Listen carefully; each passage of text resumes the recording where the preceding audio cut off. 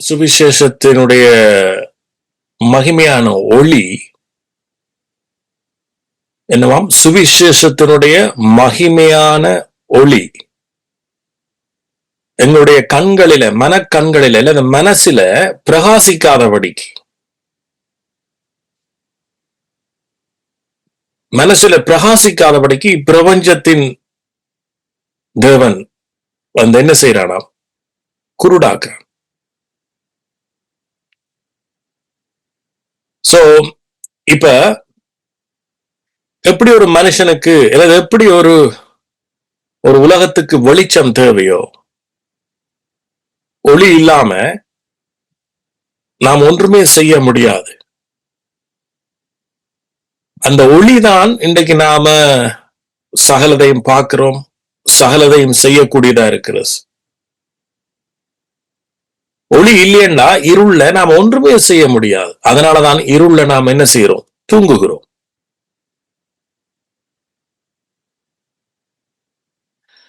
So அதே போல அந்த ஒளி அது நிஜமான ஒளி அல்ல.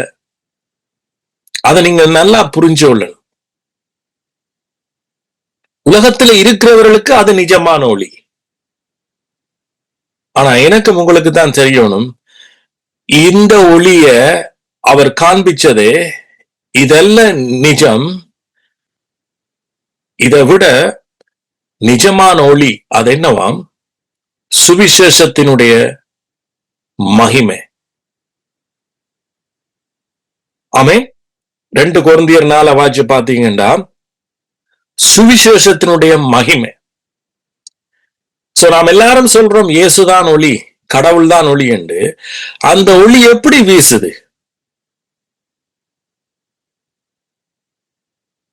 எப்படி வீசுது?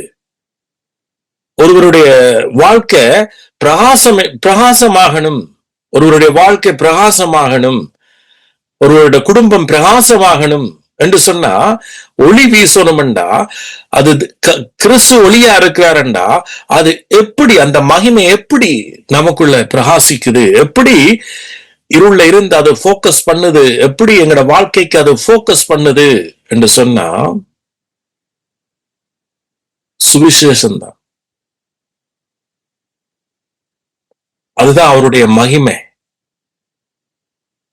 ஆமே. சோ இந்த வசனத்தை நான் அவருக்கு வாய்ச்சி காண்பிக்கிறேன்.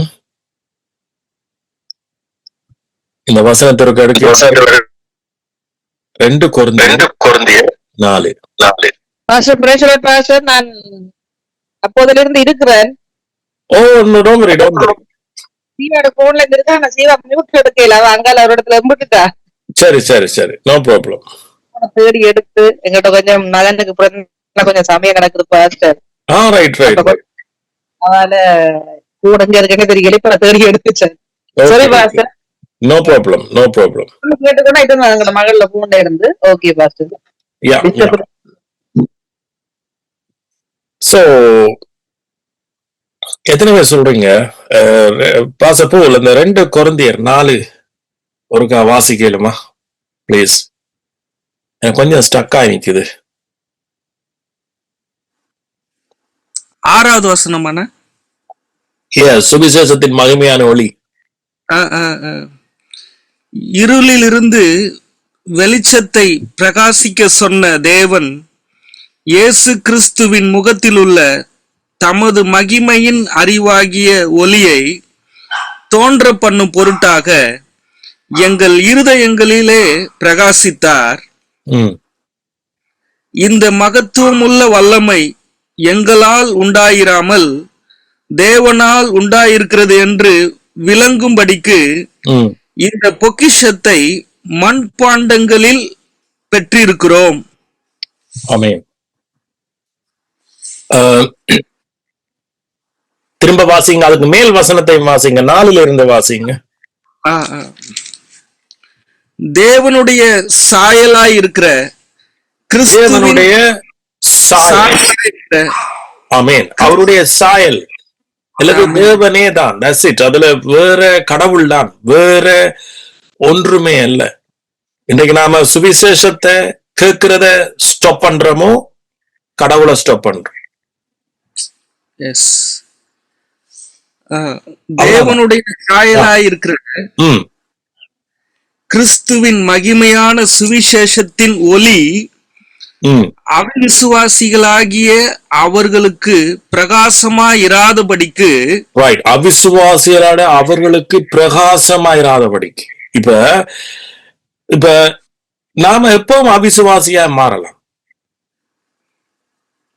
ரட்சிக்கப்படுறது என்றது, ரட்சிக்கப்பட்டதுன்றது வேற. ரட்சிக்கப்பட்ட பிறகும் நாங்க அவிசுவாசியாக மாறலாம். அவிசுவாசி என்றது ரட்சிப்பை இழந்தவர்கள் என்று மட்டும் அறிகுறி அல்ல. ரட்சிப்பை யாரும் இழக்க முடியாது, அது உங்களுக்கு தெரியும். ஆனா நீங்க அவிசுவாசியாக இருக்கலாம். இன்னைக்கு நான் அநேகம் பேரை பார்க்கிறேன், கிறிஸ்தவர்களாக இருக்கிறார்கள், ஆனா அவிசுவாசிகளாக இருப்பார். ஏனென்று சொன்னா, சரி, ஒரு உதாரணத்தை சொல்றேனே, மார்த்தாள் மரியா இருவரும் இயேசுவை நேசித்தார்கள். ஆனா மார்த்தாள் இயேசுவுக்காக வந்தவரை கவனிக்க பயங்கர பிஸியா இருந்தார். ஆனா மரியாள் இருந்து சுவிசேஷத்தை அவருடைய பாதத்தில் இருந்து கேட்டு கொண்டிருந்தார். ஆனா மார்த்தாள் மரியாளை விட உலகம் சொல்லும் அவள்தான் இயேசுவை நேசிக்கிறாள் என்று.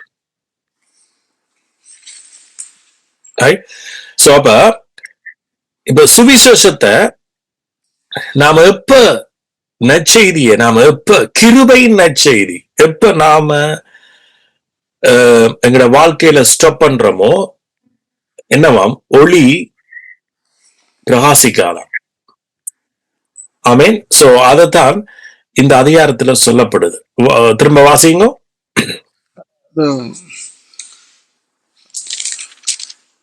தேவனுடைய சாயலாய் இருக்கிற கிறிஸ்துவின் மகிமையான சுவிசேஷத்தின் ஒளி அவிசுவாசிகளாகிய அவர்களுக்கு பிரகாசமாயிராதபடிக்கு இப்பிரபஞ்சத்தின் தேவனானவன் அவர்களுடைய மனதை குருடாக்கினான். ஆமேன்.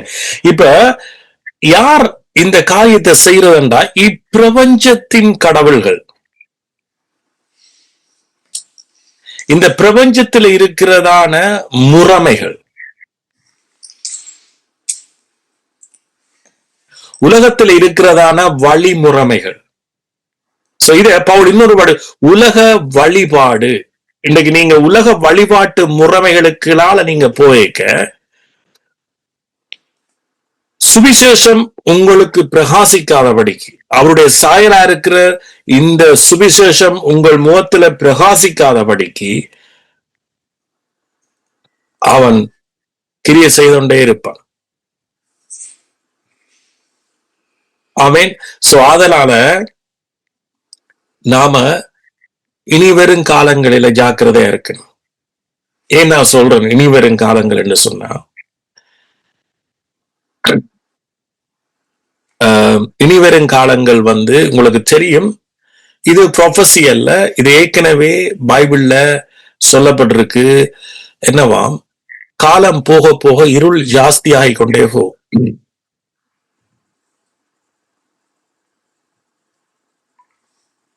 இருள் ஜாஸ்தி ஆகிக்கொண்டே போகும்.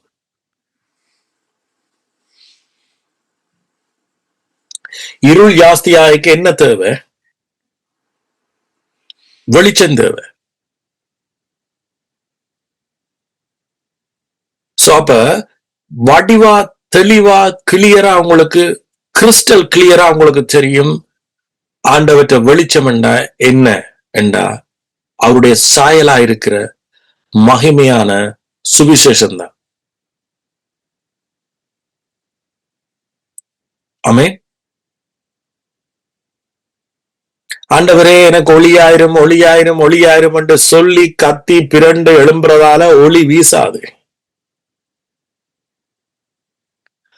அவர் இது அவருடைய செயல் என்று அடுத்த பாச போல் இப்ப வாச்சார். அவருடைய செயல் இது. அப்ப அவருடைய செயல் எப்படி என்றா, அவர் நமக்குள்ள இருந்து என்னவாம் தன்னுடைய பிள்ளைகளுக்கு இருந்து. அப்ப புதிய உடன்படிக்கை என்றா என்ன?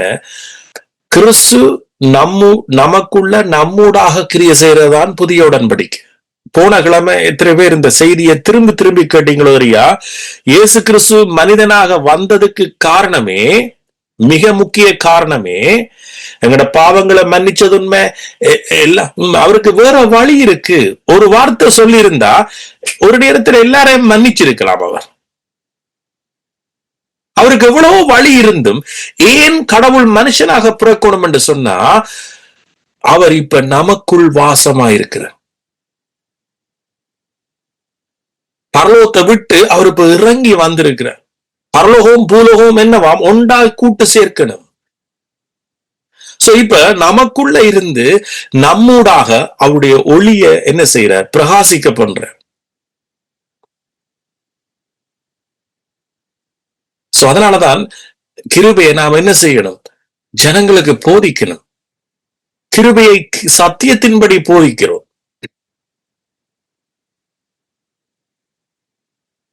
ஆமென். சோ கேட்ட சுவிசேஷத்தை நீங்க அப்படியே ஏற்றுக்கொள்ளணும், விசுவாசிக்கணும். அதுல நீங்க இளைப்பாறணும். அதுல நீங்க அந்த சுவிசேஷத்தை நற்செய்தியை நீங்க உங்களுக்குள்ள அதை சிந்திச்சு சிந்திச்சு சிந்திச்சு நீங்க என்ன செய்யணும்? அதனுடைய பலனை நீங்கள் அடையணும். ஆமென்.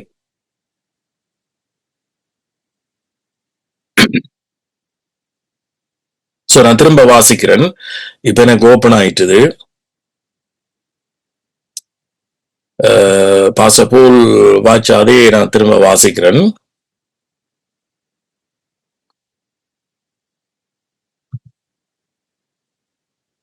எங்கள் சுவிசேஷம் 3வது வசனம் மறை பொருளாயிருந்தால், ஒரு சுவிசேஷம் ஒருவனுக்கு அது மறை பொருளாயிருந்தா அது கெட்டு போறதுக்கு தான் அப்படி இருக்குமா? கெட்டு போறவர்களுக்கே அது மறை பொருளா இருக்கும். அப்ப ஒருவர் கெட்டு போகாம அல்லது ஒருவருடைய வாழ்க்கை கீழாகாம, ஒருவருடைய வாழ்க்கை இருளுக்க போகாம, ஒருவருடைய வாழ்க்கை வெளிச்சத்துக்கு வரணும் என்று சொன்னா, அல்லது அவருடைய வாழ்க்கை பிரகாசிக்கணும் என்றா எதுவாம்? சுவிசேஷமாகி அந்த ஒளிதான் என்ன செய்யணுமாம்? பிரகாசிக்கணும். தேவனுடைய சாயல கிறிஸ்துவின் மகிமையான சுவிசேஷத்தின் ஒளி அவிசுவாசிகளாகி அவர்களுக்கு பிரகாசமாய் இராதபடிக்கு, அவிசுவாசில அவர்களுக்கு பிரகாசமாய் இராதபடிக்கு இப்பிரபஞ்சத்தின் தேவனானவன் அவர்களுடைய மனதை குருடாக்கினான். இப்பிரபஞ்சத்தின் தேவனானவன் அவருடைய மனசை குருடாக்குறான்.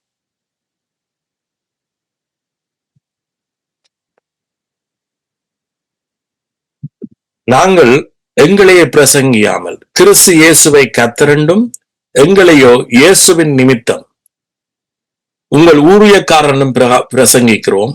இருளில் இருந்து வெளிச்சத்தை பிரகாசிக்க சொன்ன தேவன்.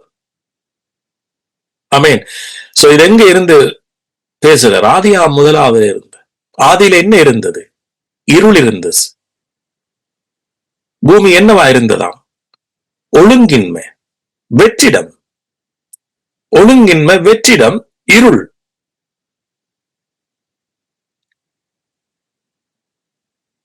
சோ அப்ப இங்க என்ன ஆண்டவர் என்ன செய்தார்? வெளிச்சம் உண்டா கடவுள் என்றார். வெளிச்சம் நல்லதென்று கண்டார். சோ என்னவாம்? ஆண்டவர் சொல்றார் வெளிச்சம் நல்லஸ். ஒரு மனுஷனுடைய வாழ்க்கை வெளிச்சமா இருக்கிறதா அவருடைய சித்தம்.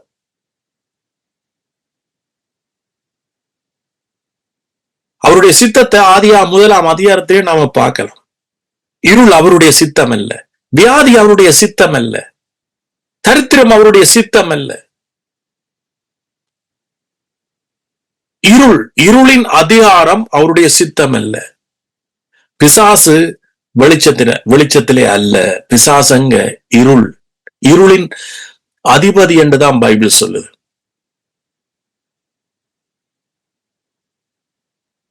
ஆமென். பேதுரு சொல்றார், நீங்கள் வெளிச்சத்தின் பிள்ளைகள் அல்லோ. பவுல் சொல்றார், நீங்க வெளிச்சத்தின் பிள்ளைகளும் பகலின் பிள்ளைகளுமா இருக்கிறீங்க. தெசலோனிக்கேயர் சொல்ற, நீங்க வெளிச்சத்தின் பிள்ளைகளும் பகலுக்குரியவர்களும். எங்கேயாவது பகல்ல இருள் வீசுதா? இல்ல, பகல்ல வெளிச்சம். பாருங்க எப்படி இந்த வசனத்தை எழுதுறார் பாருங்க. நீங்கள் பகலுக்குரியவர்கள், இரவுக்குரியவர்களே அல்ல என்றா, ஒரு கிறிஸ்தவனுடைய வாழ்க்கையில இருள் ஆதிக்கம் செலுத்த கூடாது என்பதற்காகத்தான் நீங்கள் பகலுக்குரியவர்கள், பகலின் பிள்ளைகள். பகல்ல மட்டும்தான் வெளிச்சம். அப்ப சிந்திச்சு பாருங்க, ஒரு மறுபடியும் பிறந்த கிறிஸ்துவனுடைய பிள்ளைகள் பகலின் பிள்ளைகள் என்ற பெயரை கொடுத்திருக்கு.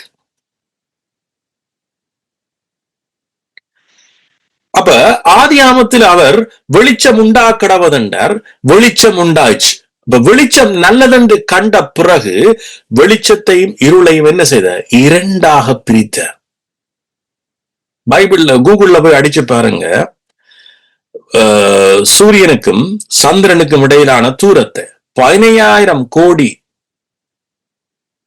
கிலோமீட்டர் கிட்ட. இது எப்படி கணக்கெடுத்தாங்களோ யாருக்கு தெரியும். அதனாலதான் பவுல் சொல்றார், இருளுக்கும் ஒளிக்கும் சம்பந்தம் ஏது? விசுவாசிக்கும் அவிசுவாசிக்கும் என்ன சம்பந்தம் என்ற கர்த்தர் இரண்டையும் இரண்டாக பிரித்தார், வெவ்வேறாக்கினர். இரண்டும் ஒன்றாயில், இருளும் வெளிச்சம் ஒன்றா இருக்காஸ். இருள வெளிச்சத்தை போட்டா நீங்க தொலைஞ்ச எல்லாத்தையும் தேட முடியும். ஆமீன். இருளுக்குள்ள நீங்க தடவி கொண்டிருந்த எந்த ஒரு காரியத்தையும் வெளிச்சத்துக்கு வந்துட்டீங்கண்டா உடனே கண்டுபிடிக்கிறீங்க தானே. அதே போல இந்த இயேசு நமக்கு ஒளிச்சம், அவருடைய சுவிசேஷம் நமக்கு ஒளியா இருந்தா நீங்க தொலைச்ச அத்தனையும் தேடுவீங்க.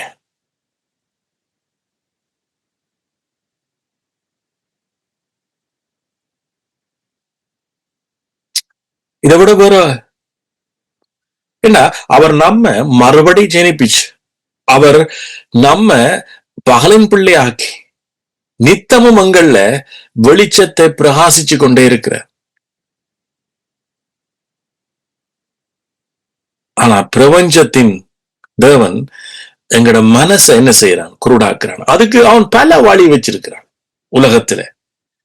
உலகத்துல பல வழி. இன்றைக்கு இவன் சேர்ச்சஸுகளே இன்றைக்கு ஒளிய மங்களாக்கித்தான் வச்சிருக்கு.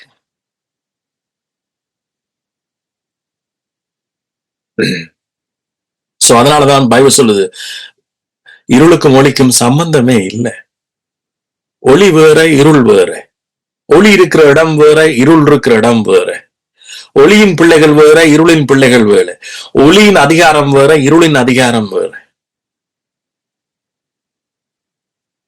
ஆமென்.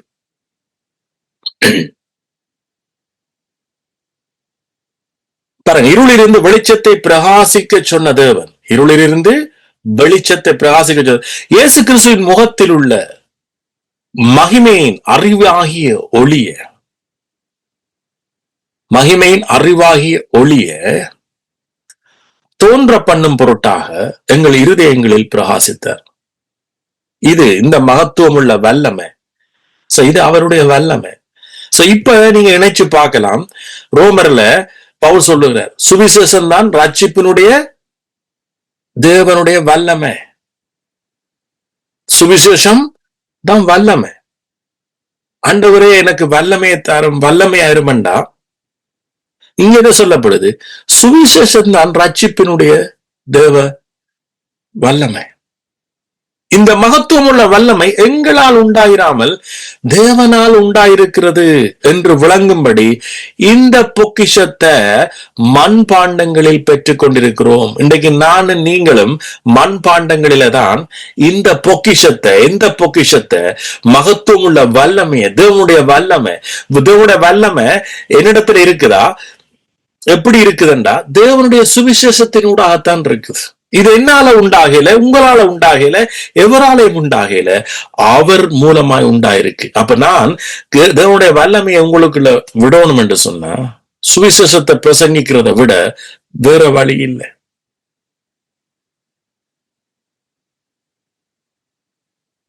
ஆமென்.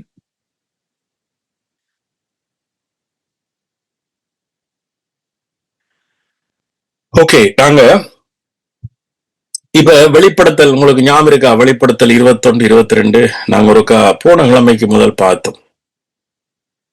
அதுலயும் குறித்து நாம இந்த வசனத்தை நான் திரும்ப உங்கள் மத்தியில நான் பேச வாஞ்சிக்கிறேன். ரைட்?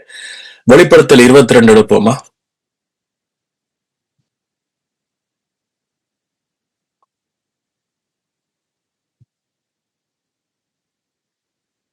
வெளிப்படுத்தல் 22.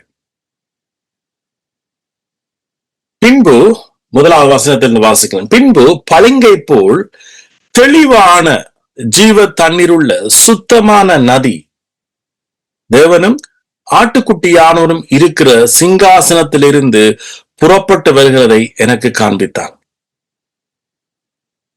நகரத்து வீதியின் மத்தியிலும் நதியின் இரு கரையிலும், நகரத்து வீதியின் மத்தியிலும் நதியின் இரு கரையிலும் 12 விதமான கனிகளை தரும் ஜீவ விருட்சம் இருந்தது. அது மாதந்தோறும் கனியை கொடுக்கு. ஆமென். இந்த ஜீவ விருட்சம், இந்த இயேசு கிறிஸ்துவினுடைய ஜீவன் என்னவாம்? மாதந்தோறும் கனியை கொடுக்கும். அந்த விருட்சத்தின் இலைகள், அந்த விருட்சத்தின் இலைகள் ஜனங்கள் ஆரோக்கியம் அடைவதற்கு, சொல்லுவோமா, ஆரோக்கியம் அடைவதற்கு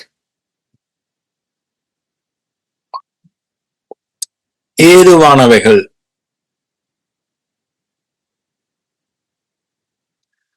இந்த அதிகாரங்களை இந்த வெளிப்படுத்துற நான் இது பர்வத்துக்கு போன பிறகா நான் என்னால பார்க்க முடியல. இது இப்ப நிகழ்காலம். அதாவது இயேசுவை பெற்றுக்கொண்ட ஜனங்கள், மறுபடி பிறந்த ஜனங்கள் அனுபவிக்கிற காரியத்தை குறிச்சு ஒரு ஆழமான டீப்பான காரியத்தை ஜோவானோடு ஆண்டவர் வெளிப்படுத்தினதாக இந்த வசனங்களை வச்சு பார்க்கக்கூடியதா இருக்கு.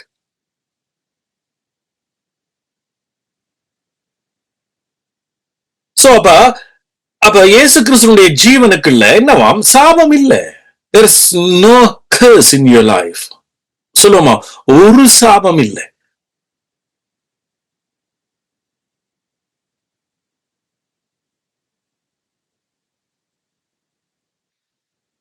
சோ நதியின் இரு கரையிலும் 12 விதமான கனிகளை தரும். யாருக்கு தருறது? எனக்கும் உங்களுக்கும். அது மாதந்தோறும் தன் கனியை கொடுக்கும். அந்த விருட்சத்தின் இலைகள் ஜனங்கள் ஆரோக்கியம் அடைவதற்கு ஏதுவானவைகள். சோ அப்படி அவருடைய சுவிசேஷம் என்னவாம்? நானும் நீங்களும் ஆரோக்கியம் அடையலாம்.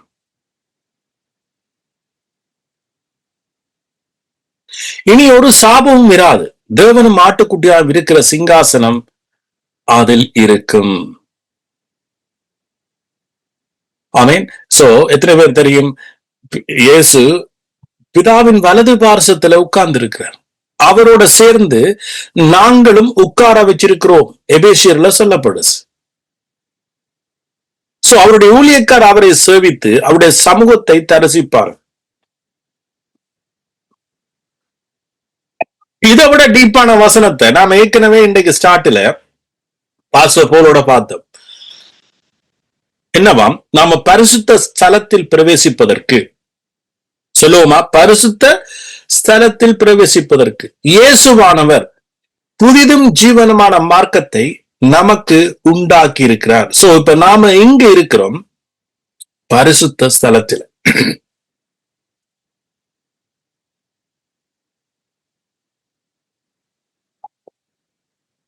ரைட்? அங்கே இராக்கால மிராஸ். எங்க இராக்காலம் இராது? இப்ப நமக்கு இராக்காலம் இல்ல. கிறிஸ்துவும் நீங்களும் ஒரே ஆவியாக இணைஞ்சிருக்கிறத நீங்க நம்பினா உங்களுக்கு என்ன இல்ல? இராக்காலம் இல்ல. நீங்க எதை பருகி கொண்டிருக்கிறீங்க? ஜீவ தண்ணீரை பருகிறீங்க. நீங்க யாரு? வெளிச்சத்தின் பிள்ளைகள், பகலின் பிள்ளைகள். நீங்க அவருடைய பிள்ளைகள். சோ அப்ப இது யாருக்கு? இவ்வளவு காரியத்தையும் இயேசு சிலுவையில செய்து முடிச்சது யாருக்காக? உங்களுக்காக. சோ இந்த நகரத்தின் வீதி என்று சொல்லப்படுற நகரம் என்று சொல்லப்பட்டது அவரை குறிக்கிறது, ஆலயம். நீங்க யாராவது நீங்க இந்த பைபிள்ல நீங்க கன்கோர்டன்ஸ பாவிச்சு நீங்க பாத்தீங்கன்னா நகரம் ஆலயம், புதிய எருசலேம் ஆலயம், இயேசு. ஆமீன். அப்ப இயேசு இன்றைக்கு நம்முடைய புதிய ஆலயமாக, நான் போன அதையும் சொன்ன புதிய ஆலயம், நாம் அவருடைய ஆலயமா இருக்கிறோம். ரைட்? சோ அப்ப இங்க என்னவாம்? 12 விதமான கனியர்கள் தருகிறதான நதிதான் ஓடிக்கொண்டிருக்கிறது. அது தானாக கனி கொடுக்கும். அதுக்கு அத வளர்க்கிறது நாங்களும் அல்ல, அதுக்கு நீர் பாய்ச்சுறது நாங்களும் அல்ல. அது கனி கொடுக்கும், அது எங்களுக்கு ஆரோக்கியத்தை தரும். சோ ஆனா நாங்க செய்ய வேண்டியது என்ன? நாங்க இவைகளை அறிந்து புரிந்து நாம் என்ன செய்யணும்? வாழணும், அறிக்கையிடணும், சந்தோஷப்படணும், சமாதானப்படணும், ஆறுதல் அடையணும்.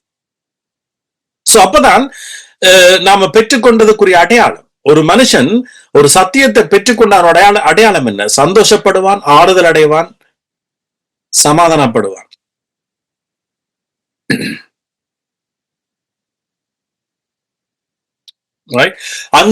இங்க என்னவாம்? இங்க ராக்காலம் இராது. விளக்கும் சூரியனுடைய வெளிச்சமும் அவர்களுக்கு வேண்டுவதில்லை. இதை ஹைலைட் பண்ணுங்க.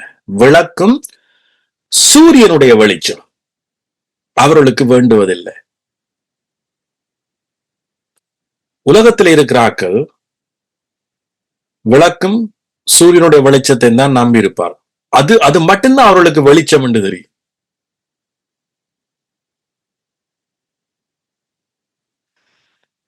சோ அதாவது இது இன்னும் ஒரு வடிவில சொன்னா, உலகத்தை நம்பி நாங்க வாழையில, உலகத்துல இருக்கிறத நம்பி நாம வாழையில, இயேசு கிறிஸ்துவால் சிலுவையில செய்து முடிச்சதான அந்த மகிமையின் சுவிசேஷத்தினுடைய ஒளியை நம்பி நாம வாழ்றோம். அந்த ஒளிதான் எங்களுக்கு என்ன செய்ய போதாம்? இருளில் இருக்கிற ஜனங்களுக்கும் வெளிச்சத்தில் இருக்கிற ஜனங்களுக்குரிய வித்தியாசத்தை காண்பிக்க போதும். அதனாலதான் இருளையும் வெளிச்சத்தையும் அவர் ஒவ்வொருவராக பிரித்தார்.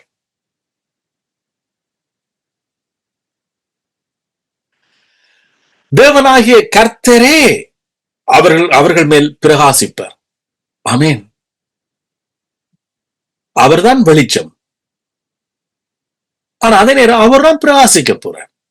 அவரே பிரகாசிப்பார்.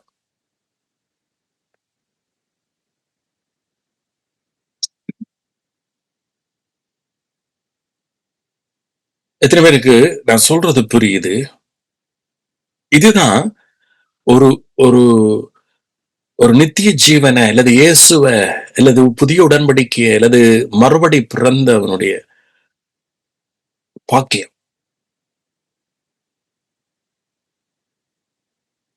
தேவனாய கர்த்தரே அவர்கள் மேல் பிரகாசிப்பார். அவர்கள் சதா காலங்களிலும் அரசாளுவார்.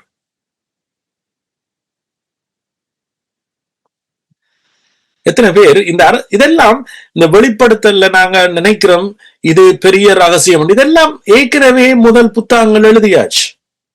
பவுல் எழுதுற, ரோமர் 6 எழுதுற,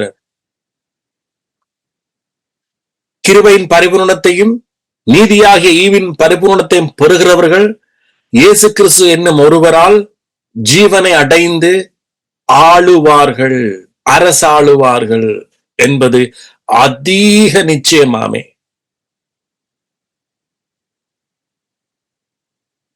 எப்படி நாம அரசாள முடியும்? சத்தியம் தெரியாம எப்படி நீங்க அரசாளுவீங்க? உண்மை தெரியாம எப்படி அரசாளுவீங்க?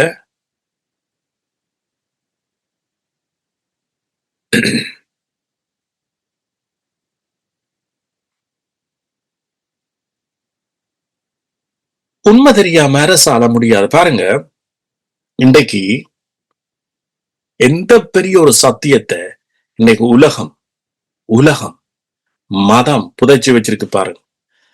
இப்படியே இங்க இதை இப்படியே இருந்துட்டு ரோமர் 4 இருக்கு, எடுங்க. ரோமர் 4.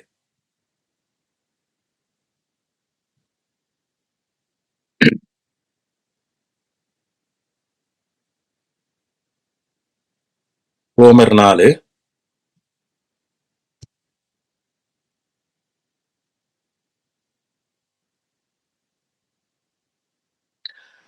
முதலாம் வசனத்திலிருந்து வாசிக்கிறேன். அப்படியானால் நம்முடைய தகப்பனாகிய ஆபிரகாம் மாம்சத்தின்படி எண்ணத்தை கண்டடைந்தான். மாம்சத்தின்படி எண்ணத்தை கண்டடைந்தான். ஆபிரகாம் கிரியைகளினாலே நீதிமானாக்கப்பட்டானாகில், ஆபிரகாம் கிரியைகளினாலே நீதிமான் ஆக்கப்பட்டானாகில் மேன்மை பாராட்ட அவனுக்கு ஏது உண்டு? ஆகிலும் தேவனுக்கு முன்பாக மேன்மை பாராட்ட ஒன்றுமே இல்லை. ஏன்? அவன் கிரியினால நீதிமானாக்கப்படையில. அப்ப மாம்சத்தின் படி என்று இங்க என்னத்தை பேசப்படுது? இன்னைக்கு அந்நியருக்கு மாம்சத்தின் படி நடக்கிறண்டா என்னென்று தெரியாது. ஆனா அத பிள்ளையா விளங்கி கொண்டிருக்கிறாள். மாம்சத்தின்படி நடக்கிறண்டா உலகத்தில் இருக்கிற மக்கள்லாம் மாம்சத்தின்படி நடக்கிறான். அவர்கள் ஏனென்றா எல்லா பாவத்தையும் துணிகரமா செய்யறாங்க. நாங்க ஒரு பாவம் செய்யல, அதனால நாங்க மாம்சத்தின்படி நடக்கல என்று ஒரு பிள்ளையான அடிப்படை. அவங்க மாம்சத்தின்படி செய்யறபடியாலாம் பாவங்க செய்யறாங்களாம். சேர்ச்சில் இருக்கிறவங்க எந்த ஒரு பாவமும் செய்யறையிலையாம். சோ அதனால நாங்க மாம்சத்தின்படி நடக்கிறேன்னு சொல்றாங்க. ஆனா மாம்சத்தின்படி நடக்கிறது அது அல்ல. அதுக்கு அடுத்த வசனத்திலேயே சொல்லி இருக்கு, ஆபிரகாம் கிரியையினாலே நீதிமானாக்கப்பட்டானாகில். அப்ப ஆபிரகாம் மாம்சத்தின்படி நடக்கல. அப்ப அதுக்கு அது என்ன? மாம்சத்தின் நடக்க கிரியையினாலே அவன் நீதிமானாக நடக்கல. அப்ப கிரியையினால நீதிமானாக நடக்க விரும்புகிற ஒவ்வொருவரும் மாம்சத்தின் படி நடக்கிறார்கள். நான் சொல்றது இன்னைக்கு ஒரு சேர்ச்சோ ஒரு விசுவாசியோ ஒரு கிறிஸ்தவனோ மாம்சத்தின் படி ஆசீர்வாதத்தை பெற நினைச்சா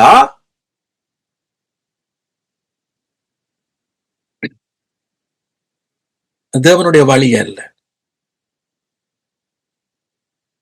அல்லது ஒரு மனுஷன் கிரியையினால ஆசீர்வாதத்தை பெற நினைச்சா அவன் மாம்சத்தின் படி நடக்கிறான். அப்படிப்பட்டவன் தான் டேஞ்சர் பார்ட்டி.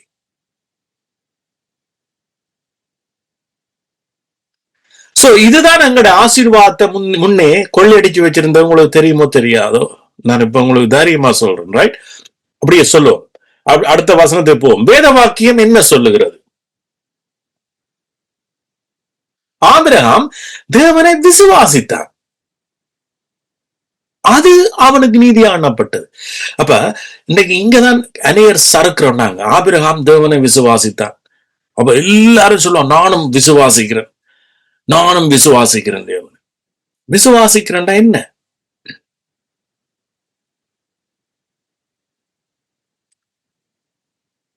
ஆபிரகாம் தேவனைத்தான் விசுவாசிச்சார். ஆபிரகாம் தன்னுடைய கிரியைகளை விசுவாசிக்கல. ஆபிரகாம் தேவனை விசுவாசி. அப்ப வித்தியாசத்தை சொல்றேன். வாக்கு தத்தம் பண்ணினவர். ஏண்டா ஆபிரகாம் சும்மா இருக்க, ஆபிரகாம் சும்மா சிறைகளை செய்தோண்டு குடும்பத்தை பார்த்தோண்டு இந்த ஆபிரகாமுக்கு தேவனா வந்து கடவுளா வந்து தேடி வந்து வாக்கு தத்தத்தை கொடுக்கிறார். அப்ப அவர் கொடுத்த வாக்கு தத்தத்துக்கு உண்மையுள்ளவர் என்பதை விசுவாசிச்சதுதான் ஆபிரகாமுடைய விசுவாசம்.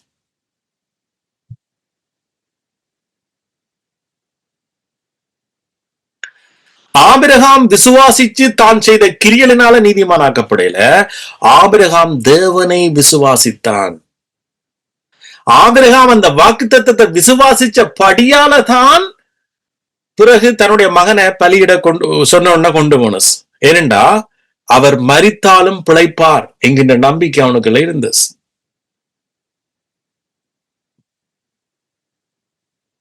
ஏன் நான் இந்த வெளிப்படுத்தலோட இதையும் சேர்க்கிறேன்டா, சம்திங் இதுக்குள்ள இருக்குது.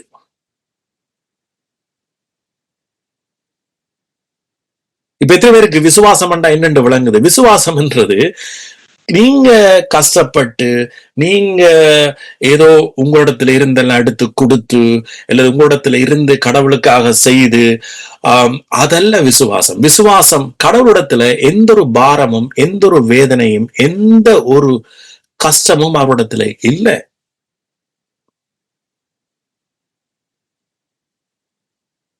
அப்ப வேத வாக்கியம் என்ன சொல்லுகிறது என்றா, ஆங்கில பைபிள்ல எப்படி எழுதப்பட்டிருக்கு தெரியுமா? வாய்ஸ் என்ற டிரான்ஸ்லேஷன்ல தேவனுடைய வழி என்ன, அதுல அப்படிதான் எழுது. தேவனுடைய வழி என்னண்டா, ஆபிரகாம் அவரை விசுவாசித்தான். இப்ப சிம்பிளா நீங்க கடவுளை விசுவாசிக்கிறேன்டா, தன்னுடைய குமாரனை அனுப்பி அவர் கொடுத்த வாக்கு தத்தங்களை ஃபுல்லா ஒன்றும் விடாம எல்லாத்தையும் இயேசு கிறிஸ்து மூலமாய் நிறைவேற்றிட்டார்.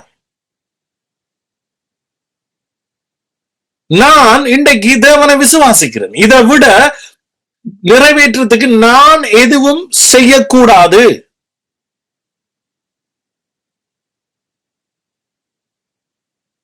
அவர் செய்து முடிச்சதை அப்படியே ஏற்றுக்கொண்டு வாக்கு தத்தத்தை நிறைவேற்றினவர், உண்மை உள்ளவர். ஆபிரகாம் வாக்குத்தத்தம் பண்ணினவர் நிறைவேற்ற வல்லவரா இருக்கிற விசுவாசிச்சான். நானும் நீங்களும் வாக்குத்தத்தம் பண்ணினவர் இயேசு கிறிஸ்து மூலமாக நிறைவேற்றிட்டார். அதனால்தான் வாக்குத்தத்தம் எல்லாமே கிறிஸ்துவுக்குள் ஆமென்றும் ஆமேன் என்றும் இருக்கு. ஆமேன், அதனாலதான் நாங்க ஆமேன் சொல்றோம்.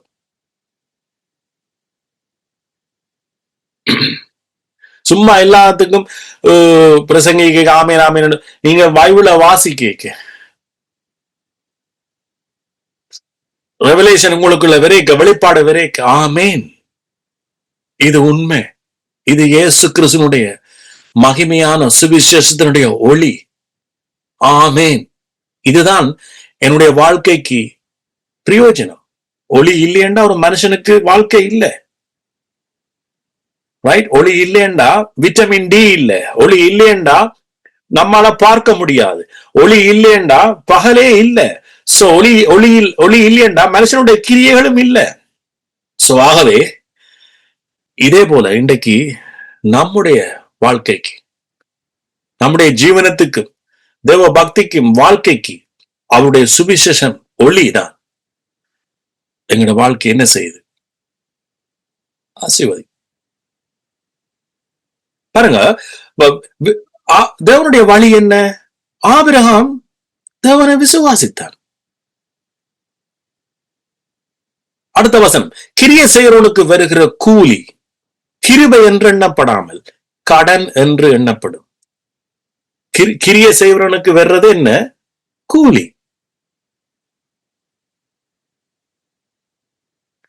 நாம கிரியை செய்து ஆசீர்வாதத்தை பெற விரும்பினா நாம கூலிய பெறத்தான் இருக்கோம். இயேசுவே நான் செய்த வேலைக்குரிய கூலியத்தார். சோ அதனாலதான் இன்றைக்கு அநேகர் கூலி பெறுறஸ்.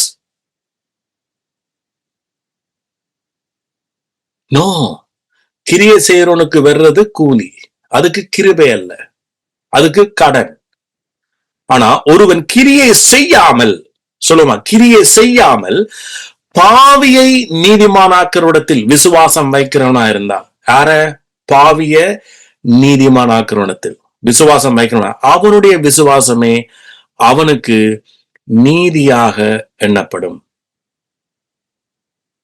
யாருடைய விசுவாசம்? அவனுடைய விசுவாசம். அவனுடைய விசுவாசம் இதுல என்ன சொல்லப்படுது?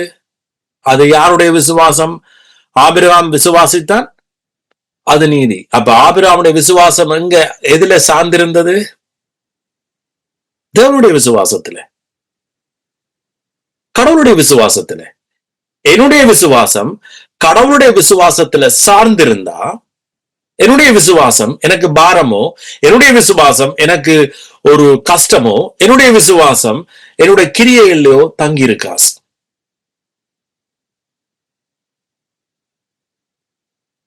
ஆமென். அந்தப்படி கிரியைகள் இல்லாமல் தேவனால் நீதிமான் என்று எண்ணப்படுகிற மனுஷனுடைய பாக்கியம், மனுஷனுடைய பாக்கியம். ஆமென். ஒரு மனுஷன் ஒரு பாக்கியவானா இந்த பூமியில வாழணும்னா, கிரியைகள் இல்லாமல் தேவனால், கடவுளால், இயேசுவால் நீதிமான் என்று எண்ணப்படுகிற மனுஷனுடைய பாக்கியம். அந்த பாக்கியம் இருக்குத்தானே. இதைத்தான் இயேசு மத்தேயில சொன்ன, ஆவியில் எளிமையுள்ளவர்கள் பாக்கியவான்கள்.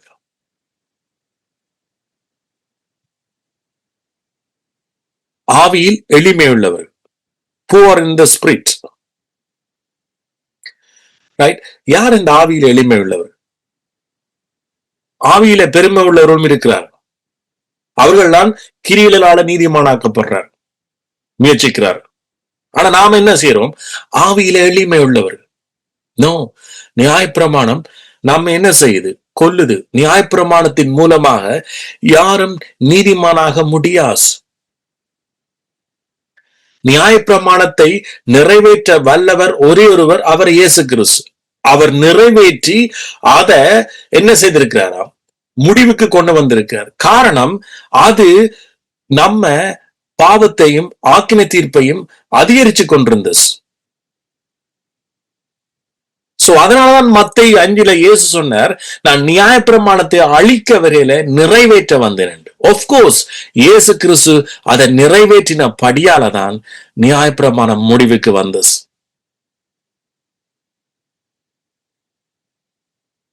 இன்றைக்கு நேர் அதை குறிச்சு பெருமை பாராட்டுவார். நியாயப்பிரமாணம் இயேசு அழிக்க வரையிலையாம், நிறைவேற்ற வந்தவராம். அப்ப நாங்களும் நிறைவேற்றணும் என்று. இயேசு நிறைவேற்ற வந்தவர் மனுஷனாக, இயேசு மனிதனாக, கடவுள் மனிதனாக வந்து அவர் நியாயப்பிரமாணத்தை நிறைவேற்றி, எங்கள் சார்பில நியாயப்பிரமாணத்தை நிறைவேற்றி, அவருடைய பாவ மாம்ச சாயலினூடாக நியாயப்பிரமாணத்தின் நீதி என்னவாம் நமக்குள்ள நிறைவேறும்படிக்கே அப்படி செய்த இயேசு நிறைவேற்றினபடியாலதான் நமக்கு அந்த நீதி நிறைவேற்றப்பட்டிருக்கு. ஆமென். சோ அப்ப அந்தபடி கிரியைகள் இல்லாமல் தேவனால் நீதிமான் என்றப்படுற மனுஷனுடைய பாக்கியம். அப்ப சிந்திச்சு பாருங்க, இப்ப எங்களுக்கு பாக்கியம் எப்படி வரப்போதாம்? தேவனால் நீதிமான் ஆக்கப்படைக்கதான் பெருசு. சோ அப்ப அதுக்கு என்னவாம்? இதுதான் மிக முக்கியமான பகுதி. அதுக்கு என்னவாம்? அது எப்படியாம்? அது எங்கட பாக்கியவான்களாக எங்களை மாத்துறதுக்கு அவர் என்ன செய்தாராம்? எவர்களுடைய அக்கிரமங்கள் மன்னிக்கப்பட்டதோ, எவர்களுடைய அக்கிரமங்கள் மன்னிக்கப்பட்டதோ, எவர்களுடைய பாவங்கள் மூடப்பட்டதோ அவர்கள் பாக்கியவான்கள். எவனுடைய பாவத்தை கர்த்தர் எண்ணாதிருக்கிறாரோ அவன் பாக்கியவான் என்று தாவீது சொல்லியிருக்கிறான். ஆமென். பைபிள் சொல்லல எவர்கள் எல்லாம் நியாயப்பிரமாணத்தை கரெக்டா ஃபாலோ பண்றார்களோ அவர்கள் பாக்கியவான் என்று சொல்லல. எவர்களுடைய கிரியைகள் எல்லாம் 100% சரியாக இருக்குதோ அவர்கள் பாக்கியவான்கள் என்று சொல்லல.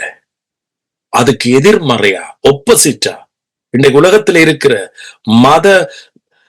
மதத்துக்கு கீழே வாழ்ற ஒவ்வொரு மனுஷனுக்கும் எதிராகத்தான் அவருடைய சுவிசேஷம் நற்செய்தி இருக்கு என்பதை இன்னைக்கு அநேகர் கண்டுபிடிக்கல. யார் பாக்கியவான்கள் தெரியுமா? எவர்களுடைய அக்கிரமங்கள் மன்னிக்கப்பட்டதோ, எவருடைய பாவங்கள் மூடப்பட்டதோ, எவருடைய பாவத்தை கர்த்தர் எண்ணாதிருக்கிறாரோ அவன்தான் பாக்கியவான். ஆமென். சோ கிருபையினால் நீதிமானாக்கப்பட்டவன்ற பாக்கியத்தை இங்க காண்பிக்கிறார். சோ இயேசு சிலுவையில நிச்சயமாகவே எங்கட பாவங்கள், அக்கிரமங்கள் எல்லாத்தையும் அவர் என்ன செய்துட்டார்? சுமந்து தீர்த்திட்டார். ஆமென். சோ அதனாலதான் இன்றைக்கு நாங்க பாக்கியவான்கள். சோ இந்த விசுவாசம், இந்த கிருபையின் உபதேசம் என்ன செய்யப்படணும்? ஒவ்வொரு மனுஷனுடைய முகத்திலையும் என்ன செய்யணும்? பிரகாசிக்கணும்.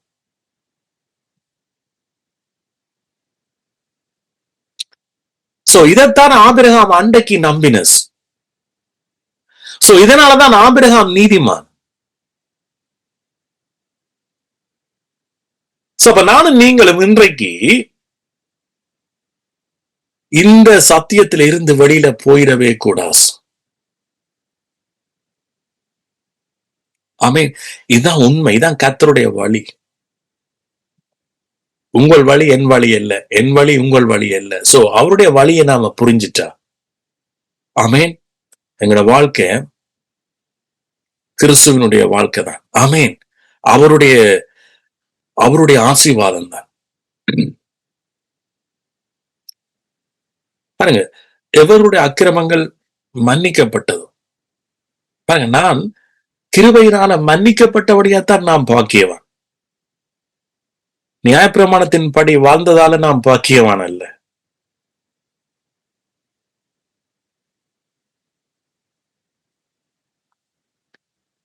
இயேசு கிறிஸ்துவால நாம் மன்னிக்கப்பட்டபடியாத்தான் நாம் பாக்கியவான். எந்த கிரியையும் இல்லாம, எந்த எதிர்பார்ப்பும் இல்லாம பாவியை நீதிமானாக்குறவர். ஆமென். சோ அவரால மன்னிக்கப்பட்டபடியா, இந்த பாவங்கள் மூடப்பட்டபடியால, இது கடந்த கால பாவமா இல்ல. அவர் இப்ப ரத்தம் சிந்தல் இல்லாம பாவ மன்னிப்பு இல்ல. ரத்தம் சிந்துதல் இல்லாம பாவ மன்னிப்பு இல்ல. ஒரு பரிசுத்த ரத்தம் சிந்தப்படாமல் பாவ மன்னிப்பு இல்ல. சோ அப்ப இயேசு கிறிஸ்து ஒரு தரம் தான் பலியிடப்பட்டார். சோ அப்ப அவர் ஒரு தரம் பலியிடப்பட்டு அந்த ரத்தம் சிந்துதலாலதான் உங்களுடைய வாழ்க்கை அத்தனை பாவங்களும் மன்னிக்கப்பட்டது. சோ அப்ப அதனால நம்முடைய பாவங்கள் ஒரு தர அன்று அவர் சிலுவையில மரிச்ச அந்த செகண்டே உங்களோட ஹிஸ்டரி, உங்களுடைய இந்த பூமியில வாழ்ற வாழ்க்கைக்குரிய அத்தனை பாவங்களும் சிலுவையில மன்னிக்கப்பட்டுச்சு. இந்த விசுவாசத்துக்கு வந்த நீங்க பாக்கியவான்.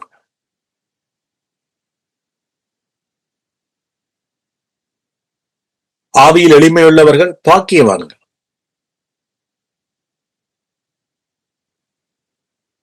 இல்ல அதனுடைய எதிர்கால பாவத்தையும் கர்த்தர் மன்னிச்சார் என்று சொல்றது என்று சொன்னா, அப்ப உங்களுக்கு என்ன வழி? முழங்கால இருந்து மண்டாடி அழப்போறீங்களா? சோ இத இயேசு கிறிஸ்து வர முன்னமே இருந்த பக்திமான்கள் செய்திருப்பார்களே. பக்திமான்கள் தாவீது செய்த பாவத்துக்கு மன்றாடினானே. ஆனா தாவீதுக்கு எங்களுக்கு கிடைச்ச அந்த மன்னிப்பு கொடுக்கலே தாவீது தண்டனை அனுபவிச்சானே. அதனாலதான் தாவீது எழுதினான், எவர்களுடைய அக்கிரமங்கள் மன்னிக்கப்பட்டதோ, எவருடைய பாவங்கள் மூடப்பட்டதோ அவர்கள் பாக்கியவான். இயேசு கிறிஸ்து சிலுவையில மரிச்சதுக்கு பின்னாக வாழப்பட போற வாழ்ற ஜனங்களுக்கு அவர் சொல்ற,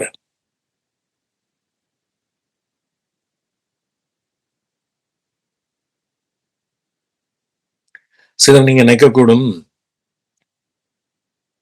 இப்படி கேட்கறதுனால நாங்க கூட பாவம் செய்யலாம். ஏன் அப்படி சிந்திக்கிறீங்க சொல்லுங்க பாப்பா. நீங்க இப்ப நினைக்கிறீங்க நீங்க ஒன்றும் செய்யல, அதனாலதான் நீங்க அப்படி சிந்திக்கிறீங்க. உலகத்திலே இருக்கிற ஒவ்வொரு மனுஷனும் தான் எந்த ஒரு தவறும் விடையில என்று நினைக்கிறபடியாலதான் அவன் இந்த சுவிசேஷத்தை அவனால் ஏற்றுக்கொள்ள முடியதில்லை. அவன் பாவத்துக்கு விழுந்து கிடக்கிறான் என்பதை அவன் உணர முடியதில்லை.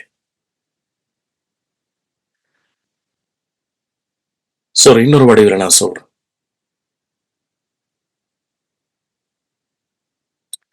நீங்க நியாயப்பிரமாணத்துக்கு கீழ்ப்பட்டிராமல் கிருபைக்கு கீழ்ப்பட்டிருக்கிறபடியால் பாவம் உங்களை என்ன செய்யாது, மேற்கொள்ளாது. இந்த வசனத்தை அப்படியே திருப்பி எழுதுங்க பாப்போம். நியாயப்பிரமாணத்துக்கு கீழ்ப்பட்டிருந்து கிருபைக்கு கீழ்ப்படியாம இருந்தால் பாவம் உங்களை மேற்கொள்ளும்.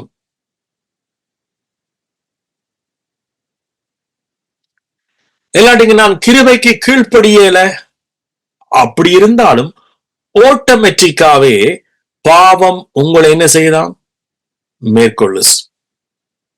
கிருபைய நீங்க சுவிசேஷத்தை கேட்கறது மட்டுமில்ல, நீங்க கீழ்ப்படியோடும். சொல்லுவோமா, கிருபைக்கு நீங்க கீழ்ப்படியணும். கிருபைக்கு கீழ்ப்படியணும்.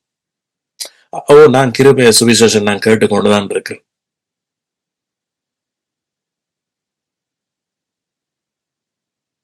நாங்க கீழ்ப்படுகிறோமா?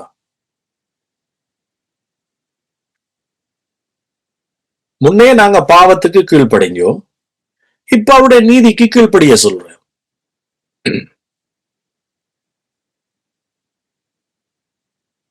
ஆமென். நியாயப்பிரமாணத்தை அறிந்திருக்கிறவுடனே பேசுகிறேன்.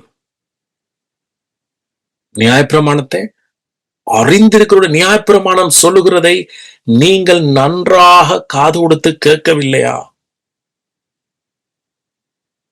என்ன சொல்ற? ஆவியில பெருமை உள்ளவர்களுக்கு, கிருபையை விட்டு விழுந்து போன கலாத்திய விசுவாசிகளுக்கு நான் சொன்னேன் உங்களுக்கு ஆரம்பத்திலே, அவிசுவாசம் என்றது ரட்சிக்கப்பட்டவனுக்கும் வரும். கிருபையை விசுவாசிக்கிறவன், கிருபைக்கு கீழ்ப்படுகிறவன் தான் விசுவாசி. கிருபையை விட்டு விழுந்து போனா நீங்க அவிசுவாசின்ற கூட்டத்துக்கு போறீங்க. அப்ப பவுல் என்ன சொல்ற? நியாயப்பிரமாணத்துக்கு கீழ்ப்பட்டிருக்கிற விரும்புகிற நீங்களே நியாயப்பிரமாணம் சொல்லுகிறதை கேட்கவில்லையா என்றா, உண்மையான இன்னொரு வடிவில சொன்னா, இன்னைக்கு அநேகருக்கு நியாயப்பிரமாணத்துல சொல்லப்பட்ட காரியங்கள் அதனுடைய உண்மையான அதனுடைய விளக்கத்தை அவர்களுக்கு தெரியல. தெரிஞ்சா எப்பவோ அதை விட்டு ஓடி வந்திருப்பார். அதனாலதான் பவுல் சொல்றார், நான் நியாயப்பிரமாணத்தினால் நியாயப்பிரமாணத்துக்கு மரித்தேனே என்று சொன்னார். ஒரு மனுஷன் நீங்க உண்மையாக கடவுளுக்கு நீங்க வாழ, உண்மையாக நியாயப்பிரமாணத்தின்படி நீங்க வாழ நீங்க இருப்பீங்களா இருந்தா உங்களுக்கு ரட்சிப்பு வெகு சீக்கிரம். நானெல்லாம் இந்து மதத்தில இருந்து கிறிஸ்தவ மதத்துக்கு போய் நியாயப்பிரமாணத்துக்கு கீழே நான் உண்மையா வாழ வேண்டும் என்று வாழ முயன்ற ஒரு மனுஷன்.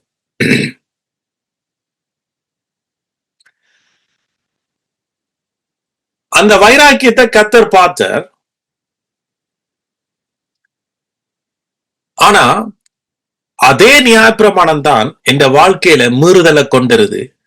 அதனாலதான் இந்த வாழ்க்கை பிசாசினால மேற்கொள்ளப்பட்டு கொண்டே இருக்கு என்பதை கர்த்தர் எனக்கு உணர்த்தினார். சுவிசேஷம் எனக்கு வெளிப்படுத்திச்சு. நோடும் புளியம்பழம் மாதிரி இருப்பார்கள் பாருங்க. நாங்க ஏதோ சேர்ச்சுக்கு போறோம், வாரம் கர்த்தர் வரைக்கும் கூப்பிட்டு போவார். உங்களோட வாழ்க்கையே நீங்க சாகும் வரைக்கும் ஓடும் புளியம்பலமா தான் இருக்கு. நீங்க வாழ்க்கையில எதையும் நீங்க அச்சீவ் பண்ண மாட்டீங்க.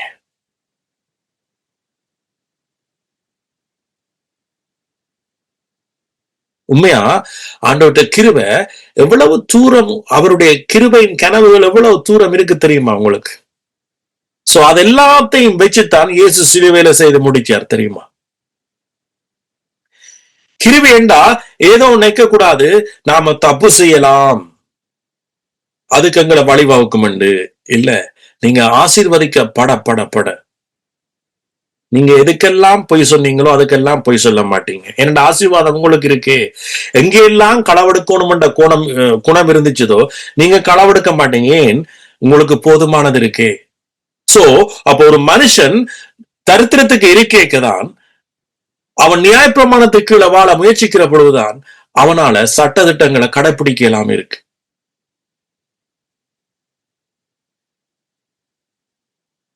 உங்களுக்கு தாராள மனசு இருக்கேக்க, நீங்க தாராளமாக பழகுவீங்க, தாராளமாக கொடுப்பீங்க, யார் மேலே நீங்க எரிச்சல் பட மாட்டீங்க. ஆனா